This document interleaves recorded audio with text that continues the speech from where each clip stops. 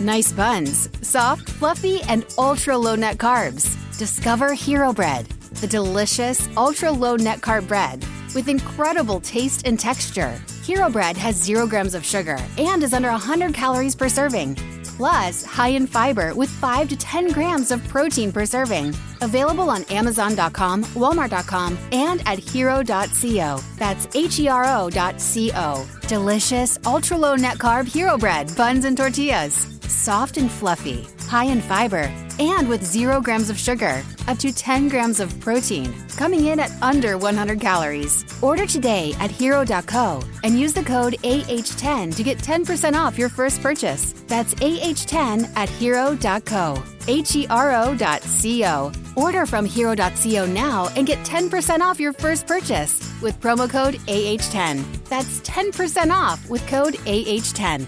HERO.co.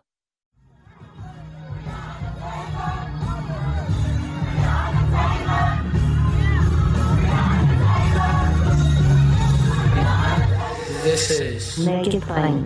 MIP With Masamela Matfumo. Mark Thompson. Make It Plain. Get woke.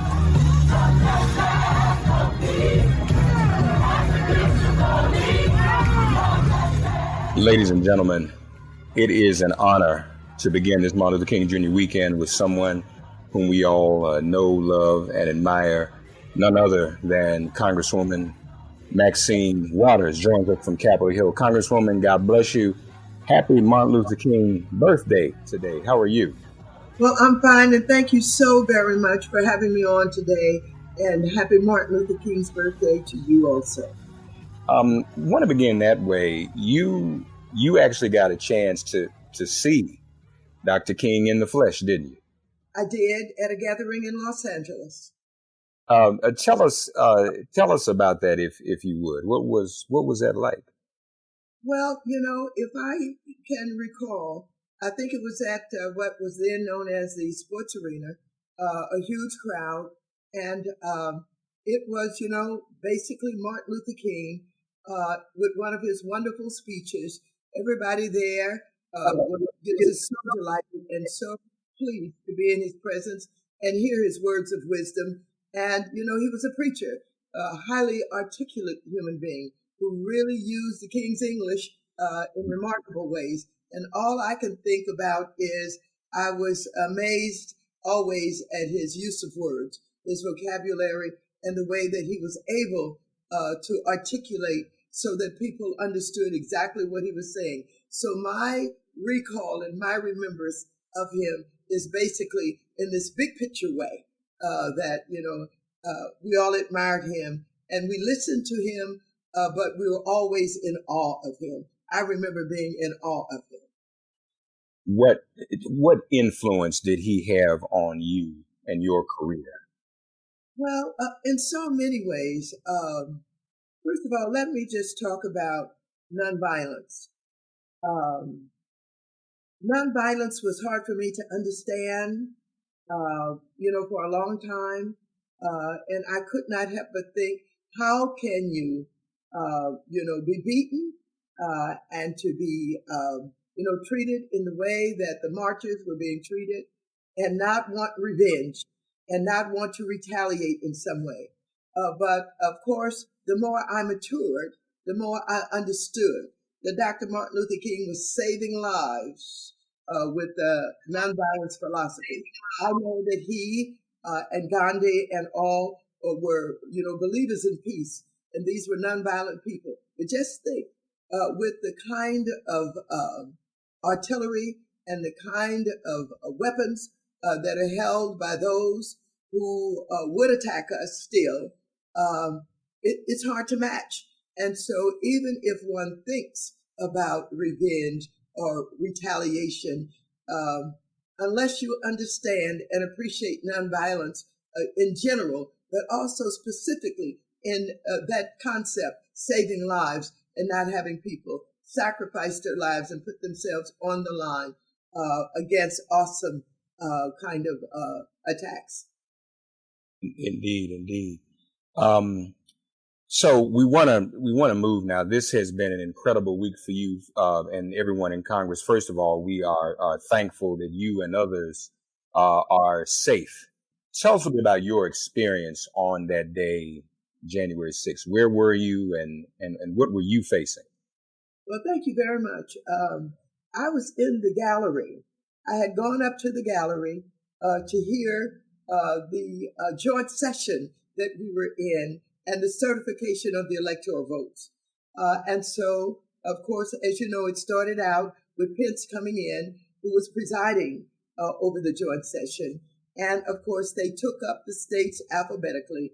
And Arizona, I think, was it when they were given the votes for Arizona, it was when there was an objection.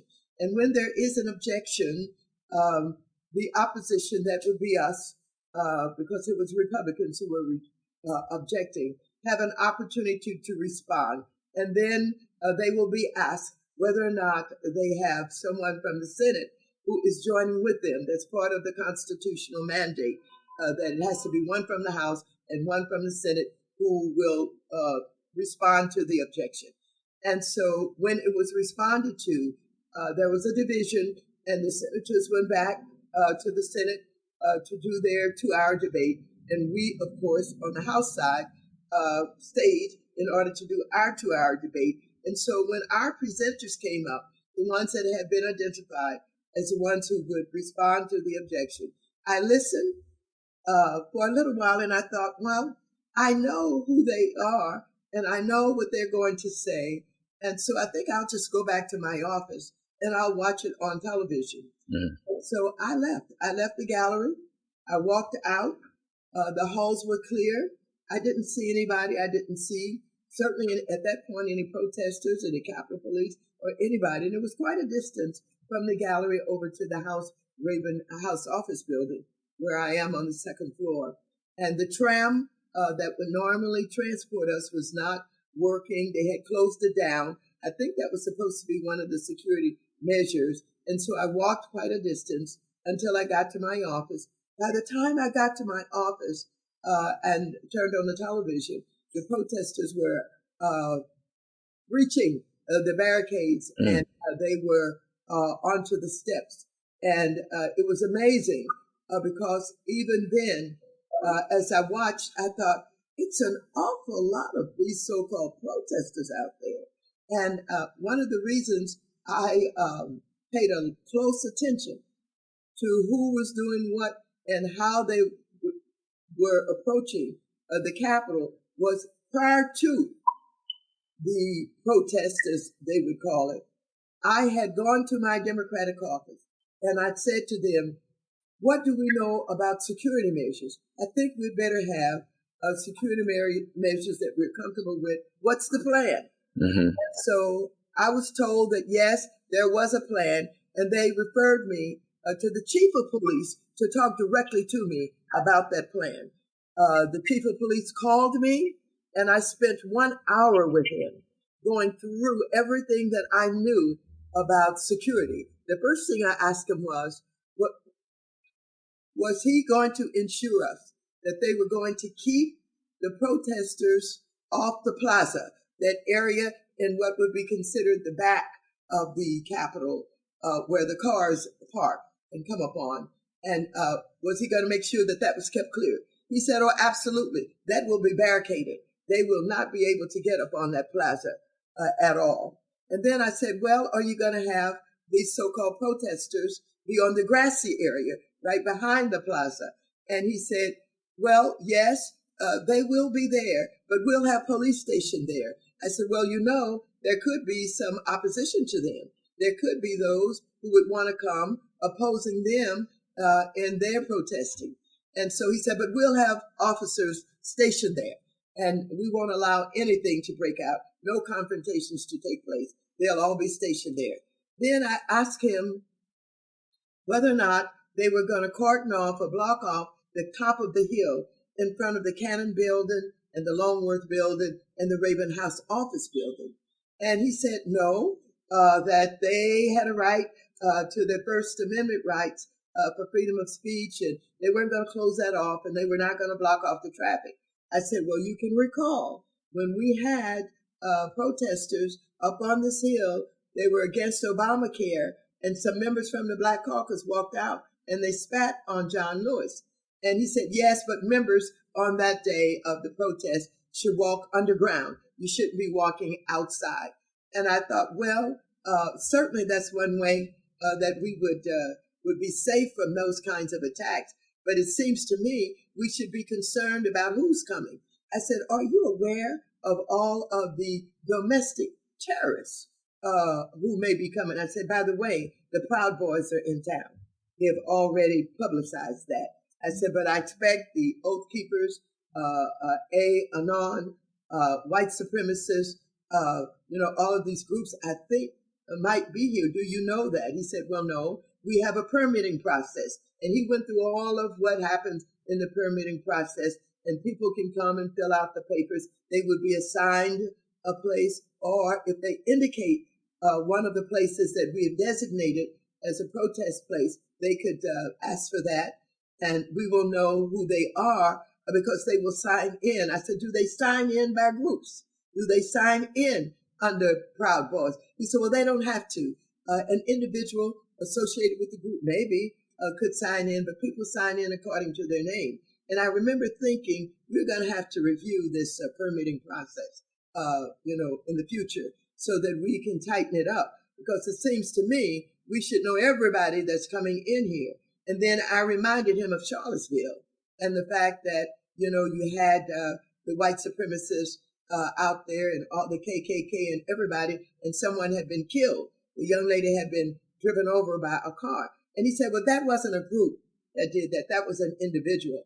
And I remember him saying that because I tried to think about, well, what was the relevance of that response? I wasn't sure. But again, I didn't think a lot of it. And then I asked whether or not he had the cooperation of the Metropolitan Police from the district. He said, oh, yes, we're working together.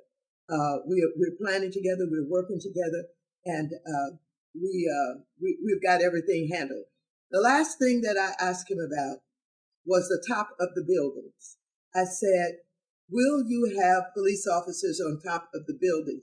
I said, remember, Martin Luther King was killed from a tall building.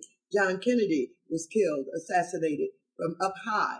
And, when snipers want to target, they go on top of the building and they can shoot down, at people. He said to me, well, they certainly can't get on top of the Capitol. He said they would have to go through the Capitol in order to get up on the Capitol, and they can't get in the Capitol. And so, no, that is not going to happen. He assured me that he had everything under control, that they had given consideration to everything that could be possible, et cetera, et cetera. And so I left. I didn't see any reason to sound the alarm based on the information that he was giving me, and to go back and maybe try and find out, from our caucus whether or not we should be trying to, upgrade, assess, or do something with a plan. He was the police chief, and he was assuring me. And of course, as I watched the breach, and as I watched the invasion, and as I watched the domestic terrorists tear into the building and overrun our Capitol Police, I was shocked. I called him in the middle of that while it was going on, and I said, I am outraged. I am terribly upset. You assured me that you had everything under control. Look at what is happening out there. By that time, they were crashing into the windows. And I don't know if when I was watching and talking to him, whether or not, I think they had gotten into, I know they had gotten into the Capitol building, and I think they were in Statuary Hall. They had rushed that hall, and they had, all kind of sticks and flags with poles and Trump flags and all of that. And all he could say to me was, we're doing the best we can. And he seemed rather calm. He said, we're doing the best we can. And I slammed up in his face. And so I was blessed in that I left the gallery early. And then, of course, another way that I was blessed, at one point, we were told that they were going to corral us all and get us out of our offices into a safe place over in the Cannon building where they were going to direct all of the members to. And I believe they said they would have a Capitol Police guide me over where the other members were being guided so that they would know where we were at all times. And I said to them and my staff, I'm not going anywhere. I'm going to stay right here. Lock the doors. We'll barricade if we have to, but let's just lock the doors and stay put. And I refused to go. And I was pleased about that. And I was blessed in that, that turned out to be a spreader site where we had ended up with 3 Democrats that we know about that were infected. And I think we may have some others that maybe have tested positive who are not telling us because it was a room full of them. I kept asking how many was it? And most of the people said it was probably, somewhere near 100. And we had one of our members who tried to pass out masks that were refused by the Republicans. They would not put them on. So I've been blessed in all of this. And of course, I have learned so much more about what was happening. And I've learned and now believe that one of our members who's saying she believed that the day before there were some of these so-called protesters that had been let in the building by members of Congress and she was surprised because those buildings have been closed down to visitors. And all of a sudden she saw them all. She said she called the Capitol Police wanting to know why there are so many people in the building. I don't remember what her response was, but I also recall getting off the elevator the day before and walking past a group of people. And I thought, I don't know, something a little bit strange. But then one of them called out my name and they said Maxine Waters. And I turned around and they took my picture.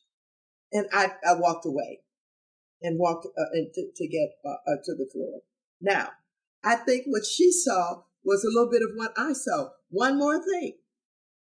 The day of the outrageous invasion, I was getting out of the car going into the Raven building. There were 3 white men standing there. One, I saw a red kerchief. I didn't have on a red cap, but I think a couple of them had on something red. I walked up to the Capitol Police who was on duty outside, a tall African-American man, and I said to him, you guys keep your eyes out and be careful. There's strange people around. Now, and I left and I went upstairs. He said, thank you, Miss Waters. I appreciate that very much. So I do believe that they were basically out the day before, and I don't know if it was maybe 2 days before, but certainly one day before, casing the joint and learning more about the place. And I think the member who made the call has suggested that if these were let in by members, and this is the only way they could get in, the members would have to call them and give them passage in through the Capitol Police. That should be on record, and that we should find out what members brought in, these so-called tourists or whatever they were on the day before the invasion. That's one thing. Then, of course, there were videos that were shot, and as you know, there was at least one cop who was seen taking a selfie with some of the invaders. And then there's another shot where it appeared that there were some cops who were opening the barricade and letting them in. We do know that there were some cops that were stationed at the entrance door up under that tunnel going into the Capitol building, where they tried to hold them back. And I'm told that as they rushed them, one of them said, you better get out of the way. You cannot hold off all of us. The crowd will get you, will crush you. And they left, and the police left because the crowd was coming in on them.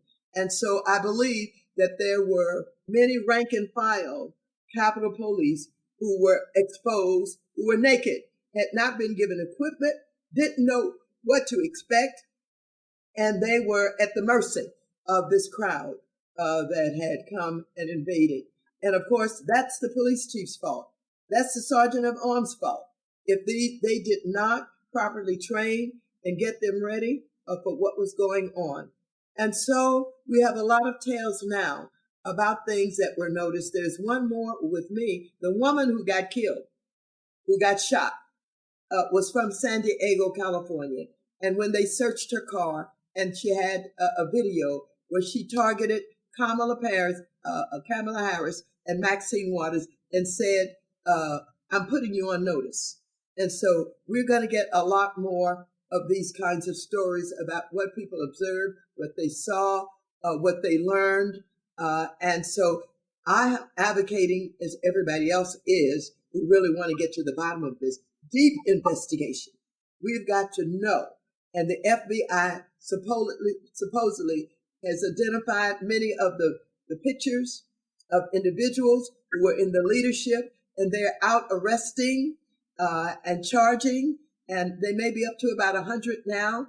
I understand they have thousands of calls, people calling in, identifying folks, and they are supposedly committed that they're going to get them. They're going to identify them, and they're going to be charged and be held accountable for this invasion that they took place. It's an awful thing. It's a terrible thing. And there's so much more that can be said about it. But of course, we will be talking about this for days to come. And of course, they're talking about it all over the world. And they don't believe that one of the so-called safest buildings in the world on Capitol Hill in the United States of America was breached in the way that it was. Do you feel safe now with all that's being predicted over the weekend? Do you feel safe in the Capitol? No, now? no, I don't necessarily feel safe. As you know, they're going to shut off Capitol Hill for the most part. And as you know, we have some new rules that have been put in place. We have some the machines that have been placed on all of the entrances to the Capitol floor, where we have to be searched if the buzzer goes off, and we have Republicans who are refusing to be searched or to be wand. And now Nancy Pelosi has issued that they're going to be fined, I think something like $5,000, and if it occurs a second time, $10,000. So there are new rules, but for me, and I'm very security conscious because my life is threatened all the time. And it was just a few weeks ago that it was another threat that came through on the telephone where the caller, threatened to kill. I think he said he had an AK-47 or something. But I've never thought that the follow-up and the investigations, when I or other members, and I do know that some of our other members have been threatened to be killed, and particularly women of color, like Ilhan Omar, who has been threatened, and I think AOC has been threatened, and I don't know, but Rashida, I think, has been threatened. And so I'm very conscious about it, and I try to be sensible in the way that I move around and in the way that I live. But there are a lot of threats and a lot of talk on the internet about them being in town on the day of the inauguration. And we have 20,000 police in town now who are, here on all these corners, to protect us. But no, I don't feel safe. What about the Capitol Police? How are you feeling about them? Now, I know they've appointed an African-American woman as the acting chief, HBCU alum, and that's good. But do you have any, in terms of your safety or even going forward, do you have any faith in that institution to follow up in terms of investigating what happened, and any faith in that institution in terms of holding some of its officers accountable that may have been complicit in this? No, it must be third-party investigation. No, I don't have any faith. Anytime the police chief, who's been running that organization and training people, told me that everything was under control and assured me that it was, no, I don't have any faith. And I'm pleased that they had someone to step in, and I have not interacted with the temporary deputy police chief, and I don't know anything about what the relationship was to her and the training and whether or not she was involved in the plan. I don't know any of that now, but no, I have no faith. So are you at liberty? You probably aren't, but I'm going to ask. Are you at liberty to say who some of the members of Congress might be who gave those tours and shared that internal blueprint with some of these protesters? I don't really know who they are. Okay. And based on the information that was unveiled by a member of Congress who has demanded and is supported in getting the names of all of the members of Congress who helped to give access to those who appeared to be, as she termed it, doing reconnaissance. She's from the military, and she would basically see this as casing the joint, as I would call it. And so those names should be coming forward. But there are other things that will be investigated that are seeking out, that there's some members who may have been in contact with some of the terrorist groups, knowing that they were coming and maybe assisted them to get here. We do know that Clarence Thomas's wife assisted in paying for, I think, 17 buses to get people here. And we don't know if there were members of Congress who gave that kind of assistance, but it is suspected that there may have been. It seems to me that if that's true, if that is found to be true after an investigation, is that not itself, if a member of Congress did that, would that not be an example of insurrection itself?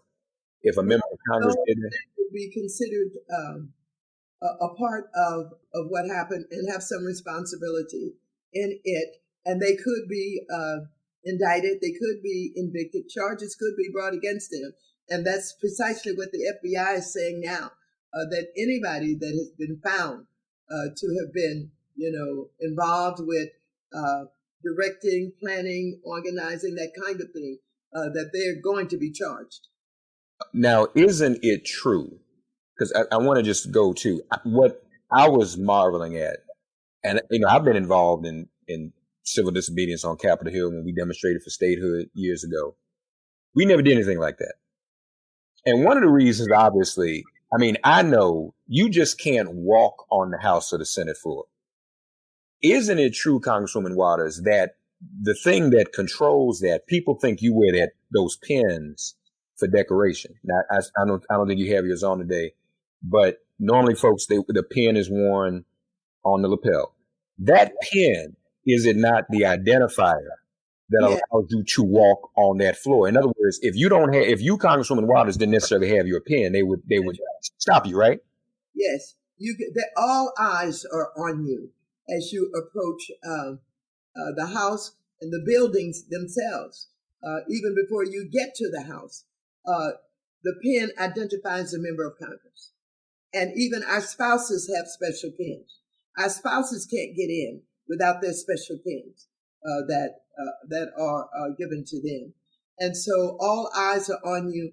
And so for them to have gotten on the Senate floor, either those who are responsible had abandoned their post when the protesters showed up, or they let them in. That's incredible. So are you going to go to the inauguration? My family, some members of my family are urging me not to go. I agree with them. As a member of your extended family, I agree with them. That's just me. Go ahead. Well, I think my grandson, Mikhail Moore. Mm-hmm. Mikhail in particular has been on the phone every day. And he said, this is not something you have to do. Yeah. He said, and I don't think you should do it.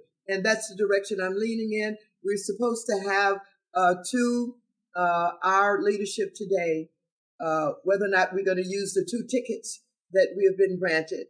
And at this point, I believe I'm going to not use those tickets, and I'm not going to attend. I don't think any of you should go. I don't think Joe Biden should go.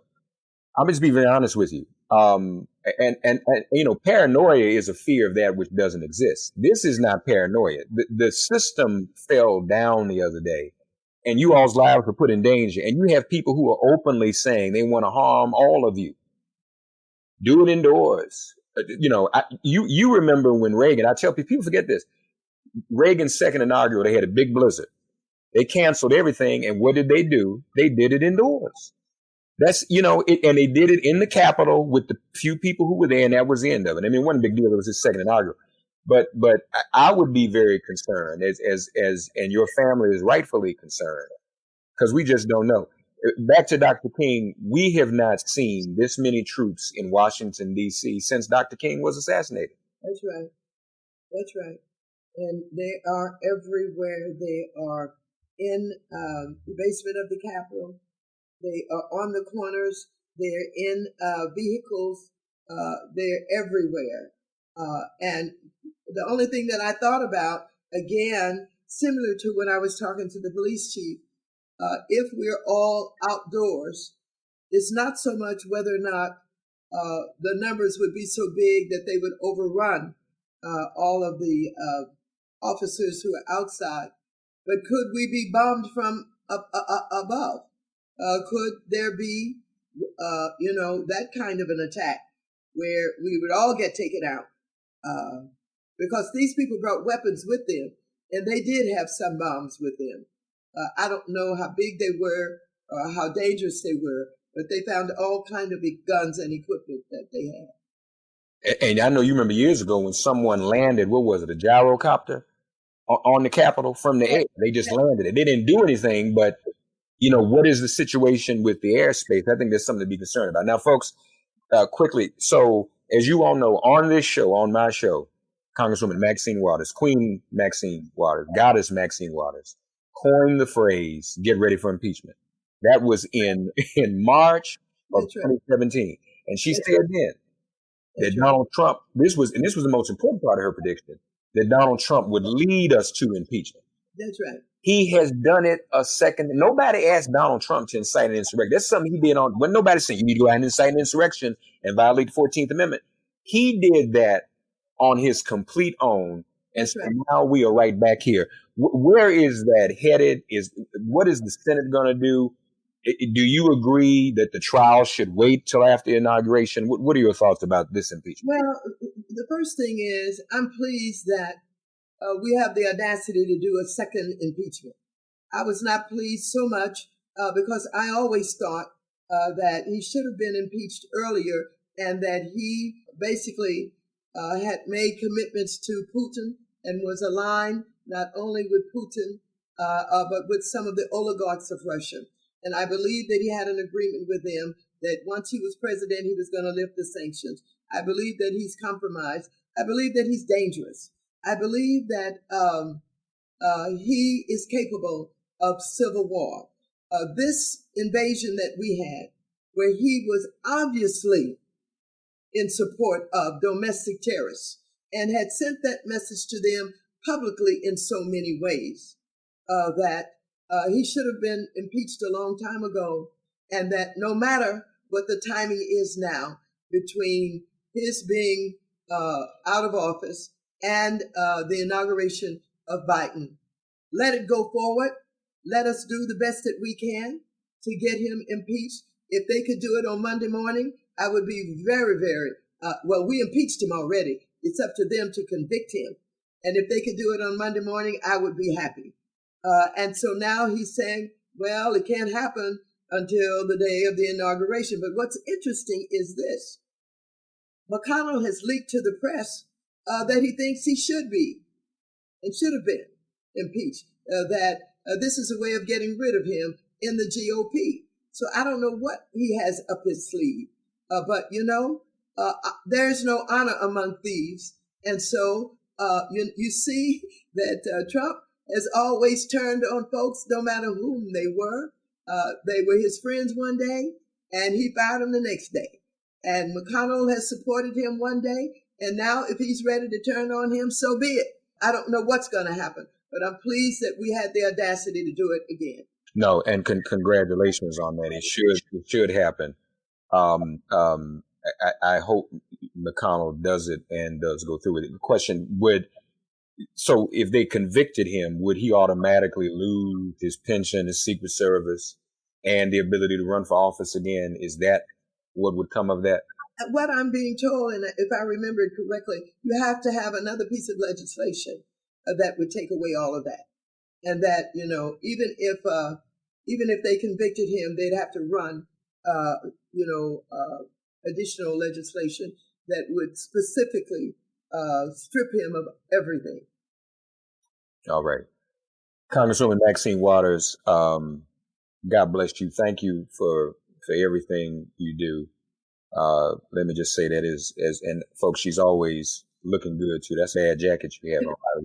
And I keyed in on it because I was looking for the pen, but I said, wait a minute, I see the jacket. I don't see the pen, but this is all good. Now, in terms of you going to the inauguration, I'll just say this to you. What would our friend Dick Gregory say? You know what he would say. He would suggest you not go. So no, because Dick Gregory would have a vision.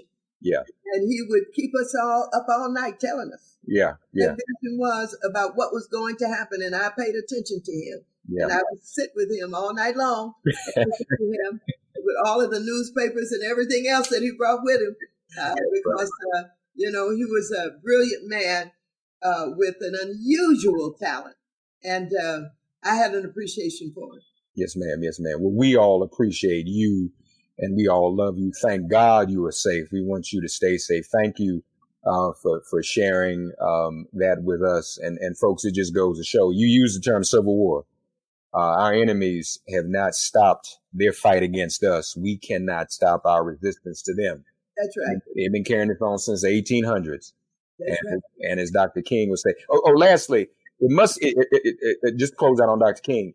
How meaningful is it that an African American and a Jew would be elected from Dr. King's state, promoted by the very pulpit he served in, a former Confederate state, and all of that? That says something right there, doesn't it? It does. And you know what it says?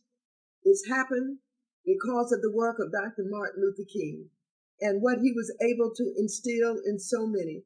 When Stacey Abrams, had the vision to run and to understand that there were so many Black people who were not registered to vote, and even beyond them stealing that election from her, she continued on helping everybody to understand that voter registration is absolutely the key.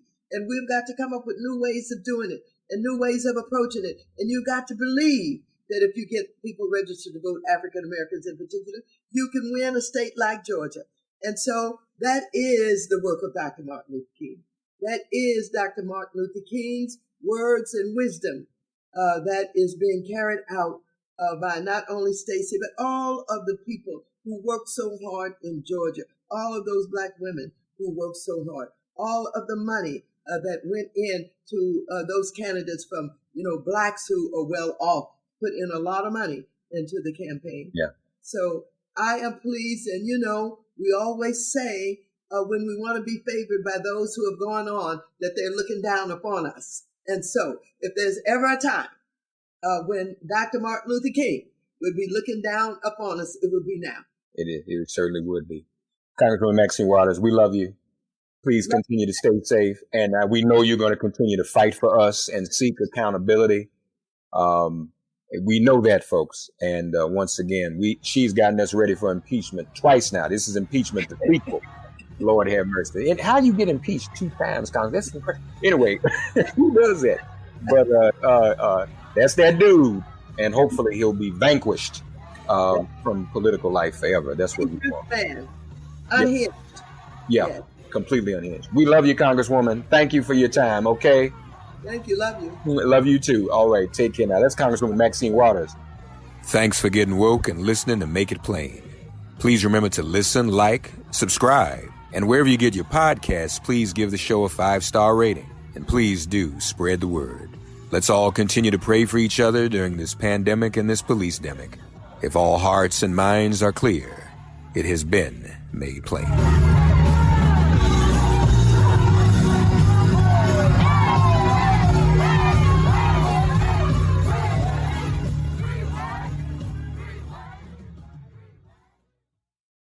Nice buns, soft, fluffy, and ultra-low net carbs. Discover Hero Bread, the delicious ultra-low net carb bread with incredible taste and texture.